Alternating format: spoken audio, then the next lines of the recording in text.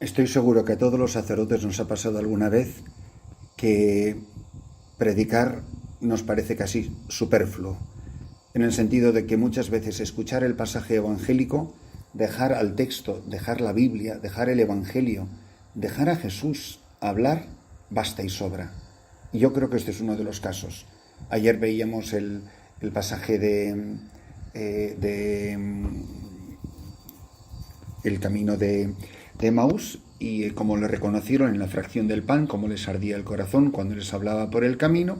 Y hoy escuchamos el pasaje inmediatamente siguiente, y dice así: en aquel tiempo los discípulos de Jesús, estos dos que habían caminado con él y que habían compartido esa cena pascual con él, en la que se le abrieron los ojos, contaron lo que les había pasado por el camino y cómo lo habían reconocido al partir el pan.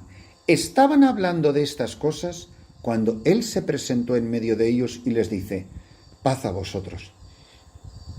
Pero ellos, aterrorizados y llenos de miedo, creían ver un espíritu, y les dijo: ¿por qué os alarmáis? ¿Por qué surgen dudas en vuestro corazón? Mirad mis manos y mis pies, soy yo en persona. Palpadme y daos cuenta de que un espíritu no tiene carne y huesos, como veis que yo tengo. Dicho esto, les mostró las manos y los pies. Pero como no acababan de creer por la alegría y seguían atónitos, les dijo: ¿tenéis ahí algo de comer? Ellos le ofrecieron un trozo de pez asado. Él lo tomó y comió delante de ellos, y les dijo: esto es lo que os dije mientras estaba con vosotros, que era necesario que se cumpliera todo lo escrito en la ley de Moisés y en los profetas y salmos acerca de mí.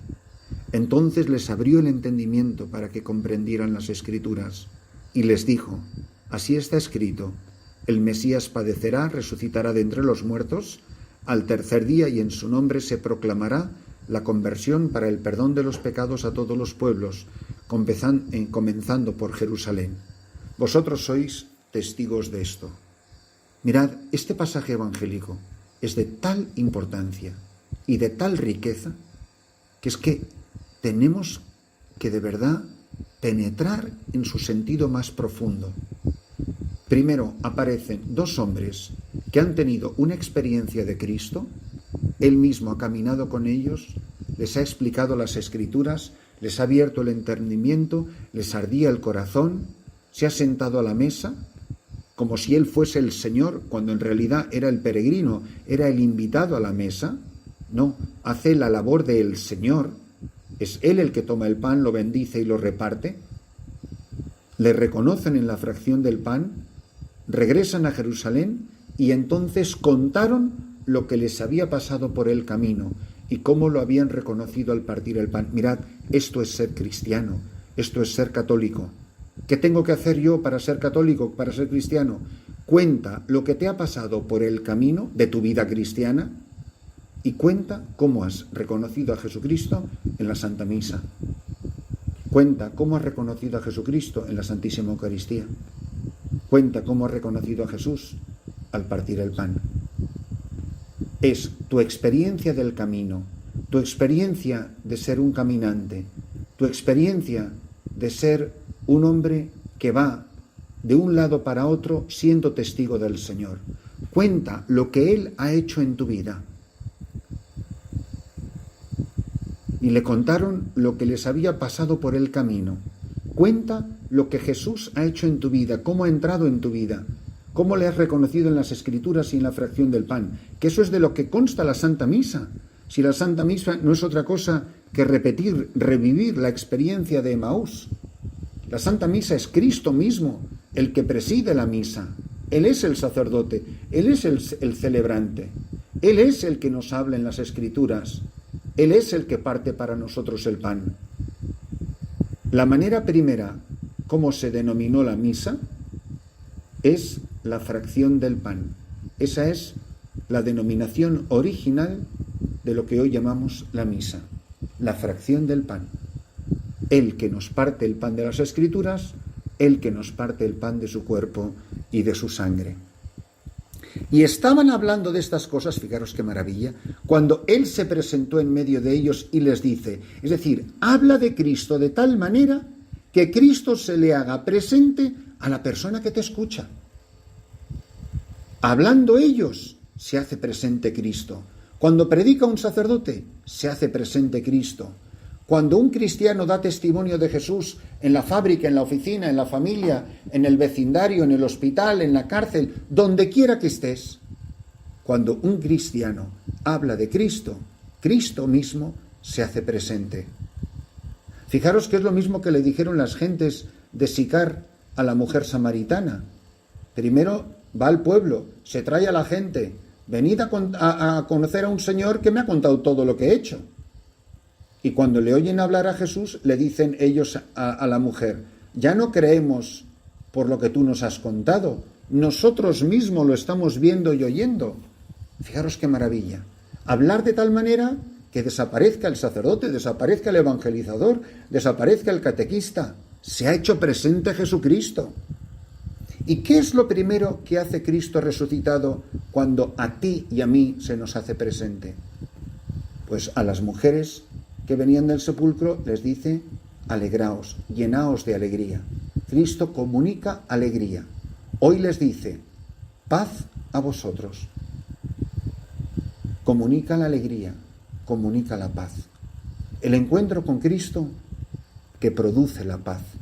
Pero ellos, aterrorizados y llenos de miedo, querían ver un espíritu. Y no, Cristo resucitado no es ningún fantasma.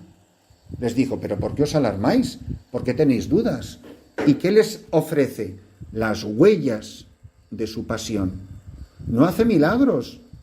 No, les muestra las huellas de su sufrimiento.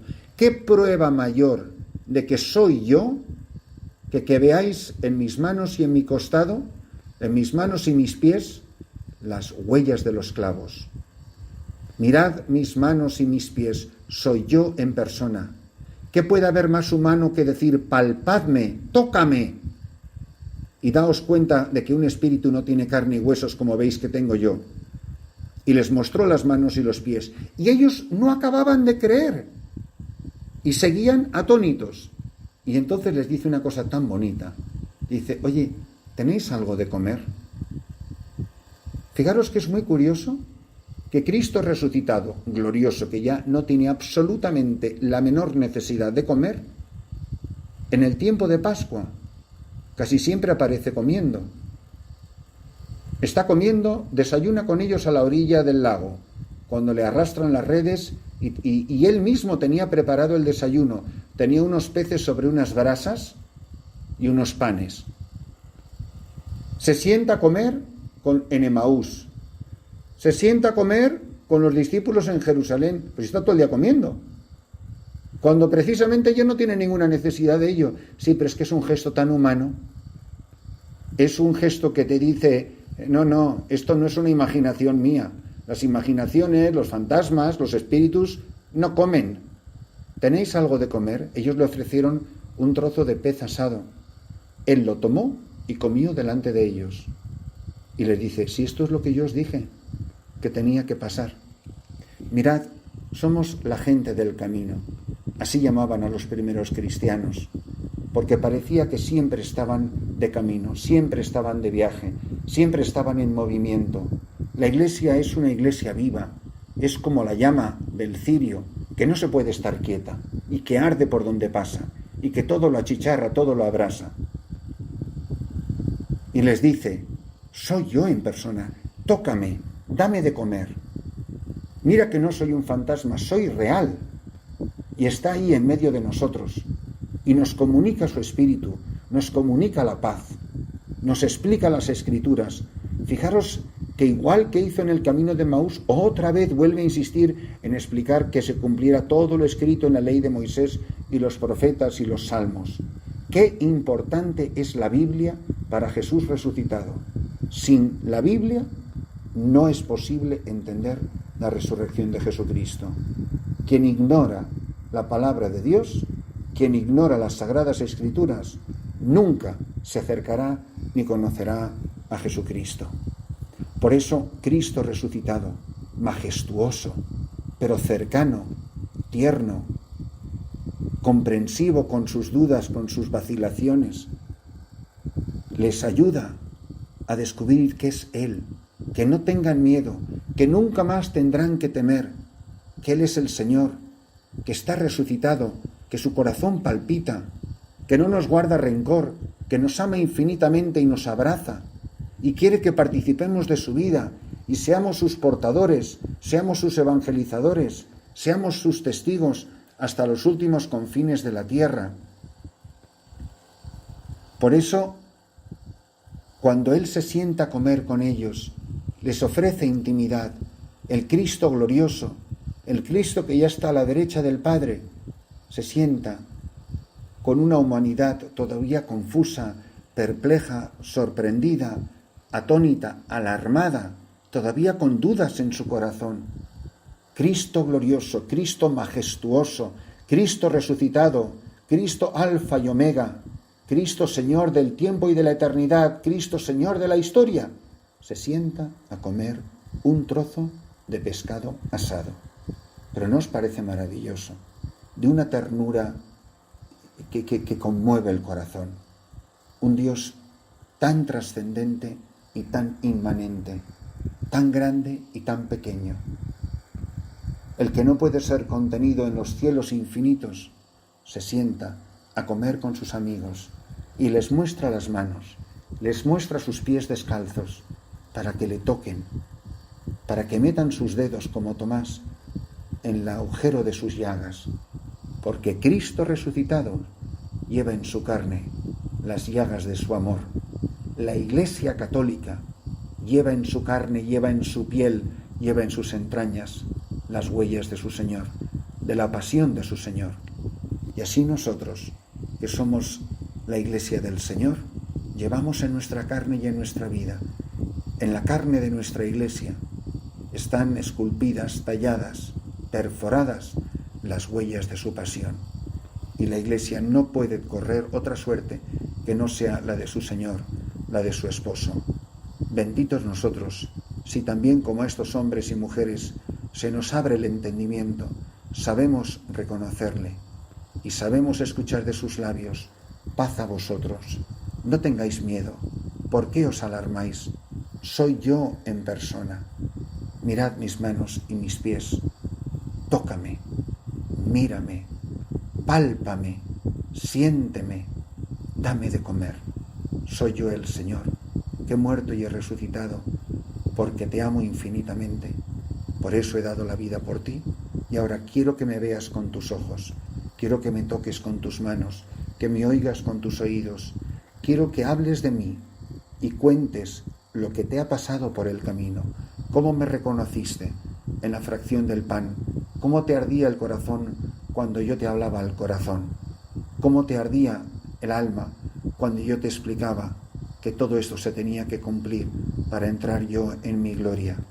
Háblame de tal manera que cuando tú prediques y hables de mí, yo me haga presente en medio de tu pueblo y sepan reconocerme, sepan verme por tu palabra, que yo soy el Señor y estoy vivo porque he vencido la muerte.